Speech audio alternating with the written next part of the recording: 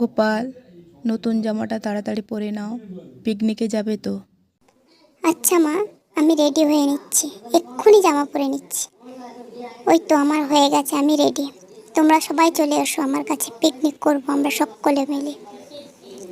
আমি বসে পড়েছি, সবাই চলে এসছো, আমি রেডি।